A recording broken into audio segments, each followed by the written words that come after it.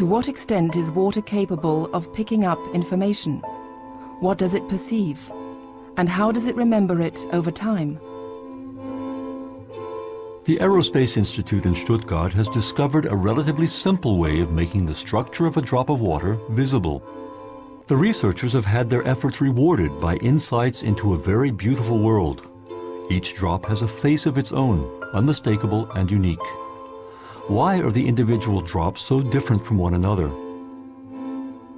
We got a lot of people to come to a lecture hall here at the Institute, gave them all the same water, had them make drops at exactly the same time, collected all the drops, and then discovered that each individual produced different images from the same water. And here you can see the results.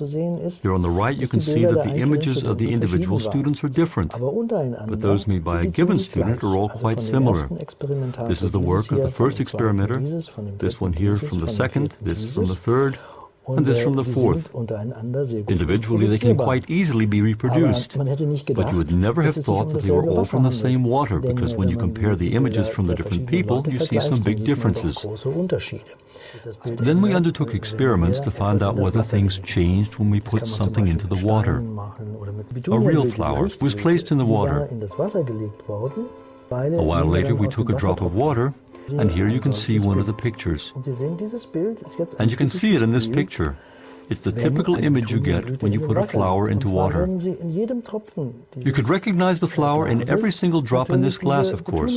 That can be reproduced and has significance. And if you were to put a different flower in here, for example, a Sweet William flower, then all the drops of this water would look like Sweet William.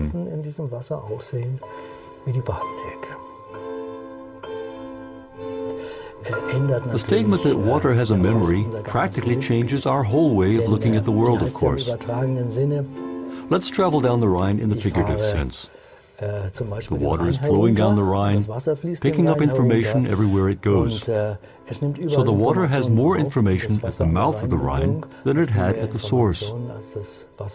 And the Dutch, living at the mouth, when they drink that water, they're also drinking all that information. Thus, the world's oceans would no longer be something that separates us, but instead a giant storehouse of information, and the rain would perhaps be a data medium carrying information to the world.